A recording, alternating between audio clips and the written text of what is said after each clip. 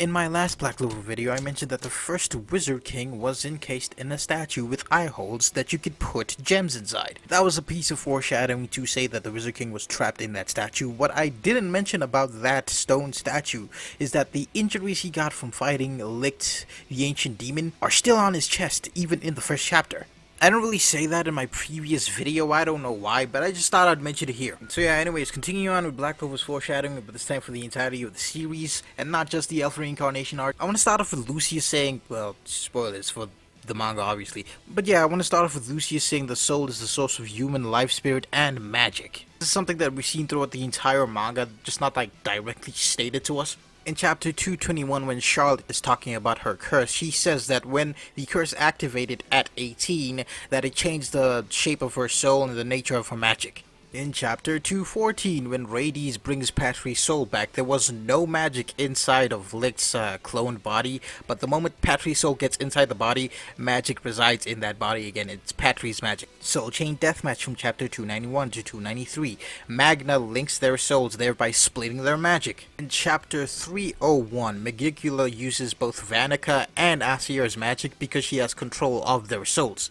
Lysita in chapter 268 explains that she sucks away both mana and life force. Like, Asta doesn't have any mana, but he has life force. That's why she couldn't keep Asta. That's really all the bits of foreshadowing I could find for this specific instance. I'm not really sure if there's more, probably, but you know, just tell me in the comments. Another thing that was foreshadowed that I find interesting is the introduction of Mana Zone. Like, Mana Zone is taking control of the mana around you and using it however you like. You can use it to boost your stats, to boost your magic, to bounce off of it, to create spells and other spells, and so on and so forth. Depending on the situation, obviously. You can also use it to create slightly different versions of the spell that you already have. That's not a complete explanation, it's just a summary, but we see people use Mana Zone before it was actually introduced as Mana Zone. In chapter 138, Mimosa talks about Yuno using Mana Zone. If you go back to chapter 122, you see Yuno casting a spell inside Alekdora's spell, which is Mana Zone. He also talks about Yuno's Spirit Dive, which is Mana Zone. He's taking Bel's foreign mana and pairing it with his own, thereby transforming. That's Mana Zone. Sister Teresa in chapter 43 and 44 says that she's taking natural mana and using it to boost her spells. She's also able to create magic from far distances, and she's able to create magic inside magic like she did with Sally Salamander. Moving on to Yuno having two souls in one body and having star magic. Now, Yuno's always had two souls in one body, and it being Licht's son was always a thing. Like in chapter 156, Raya kinda hints at it being Licht's son inside Yuno's body a little. Even Lumiere does it when he's talking about Yuno's magic and saying his wind magic created a sword. He kinda alludes to it being Licht's son. That was in chapter 209. And in chapter 213, Licht straight up just confirms that that's his son inside Yuno's body. Around the same chapter, when the souls were leaving each individual Magic Knight's body and people's body, we didn't see Licht's son leaving Yuno's body. I think with Raya, Fauna, and Veto, their souls never left the bodies that they were in. And the explanation given is that their souls clung too tightly to those bodies because those bodies didn't have souls to begin with. In Yuno's case, Licht's son wasn't born when he died. When Yuno was born, then his son was born along with Yuno. So technically his son is just like Yuno because they have the same experiences, they've been through the same stuff. And that's why that elf soul clung tightly to Yuno's body, because it's technically just Yuno. In chapter 279, when Ralph tells the other rebels that Yuno's alive and he has wind magic, one of them looks confused, like, wind magic? What the fuck? Because given context, Yuno would not have, you know, wind magic. Nami being from the land of the sun, back in chapter 47, he mentioned that his katana is from the land of the sun, he's homeland. And in chapter 7, Magna mentions the existence of other countries that would include the land of the sun, as well as like Spade, Heart, and Diamond. Lucy. Anti-magic sharing. Now, I'm not really sure why people hate anti-magic sharing. It's not like this thing has been foreshadowed and alluded to throughout the entire series, because it has. And people keep saying Asta isn't unique anymore because other people have anti-magic, which isn't true. They can't just use anti-magic whenever they want. They're only using anti-magic because Asta is allowing them to use anti-magic. They try to pick up the swords or use the power on their own. It just fucked them up. It'll like dispel their magic and their mana and stuff. That's what would happen. Let me explain why. First things first, the foreshadowing behind anti-magic sharing. In chapter 33 against Rades and Valtos, when Asta was fighting the both of them, he threw his sword and hit one of Valtos' spatial magic spells. It completely dispelled the spatial magic spell, as you can see right here. In chapter 70, when Asta was teaming up with Vanessa and Finrel, he was going through Finrel's spatial magic with his sword out. Now you're probably wondering, How are these two spatial magic situations any different? It's still spatial magic, it's still anti-magic, it should work. Now in chapter 97, the Witch Queen explains that Asta has been unconsciously shutting off and emitting the anti-magic power. And the example she gives of this is Asta going through Finral's spatial magic without dispelling it from chapter 70. The same chapter that I just brought up. This entire time, Asta has been unconsciously choosing what he wants and doesn't want the anti-magic to affect. In chapter 19, Asta borrows Noel's magic with the Demon Dweller sword. You know, the sword that's coded in anti-magic, anti-magic dispels magic. This makes sense because anti-magic is a complete unknown. We don't know what it is. The only thing we know is that it's not magic. And I've been saying this throughout the entirety of the story. Li Bei didn't know where anti-magic came from. Asta didn't know that he could reflect magic with the flat of his sword.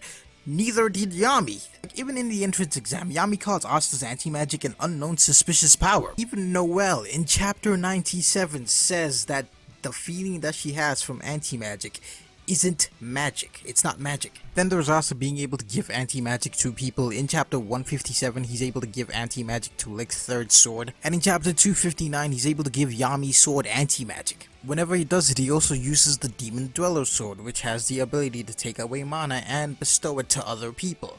We saw this happening in chapter 210 when Licht gave his allies magic with the sword. So Asta, using the sword, can choose who he wants to give anti-magic with. He can also choose what he wants the anti-magic to affect. Even when he gives people anti-magic, it's not permanent, and they explain that it's not fused with them. It's like a layer on their bodies. The anti-magic is intertwined with their magic properties. I'll say this again, it does not fuse with their bodies like it does with Asta's. It's just intertwined with their magic properties. Asta is letting them use the anti-magic. They cannot just randomly walk up to Asta's swords, pick them up, and just be able to use them like that. That's not how that works. If they try to do that, the anti-magic would fuck them up. Lucius Zagratis being inside Julius the entire time. First things first, Xenon just looks like a younger version of Julius. Look at these pictures. The version with the younger Julius is from chapter 281 where he aged himself up to try and fight the ancient demon. The other one is Xenon from volume cover 24. Volume 24 covers from 229 to 239. That was way before that Julius image was even drawn. And not to mention that in Black Clover, if you're related, typically you look somewhat similar or like identical. Now, this isn't always the case. Aled isn't related to Asta, but he looks kinda exactly like Asta.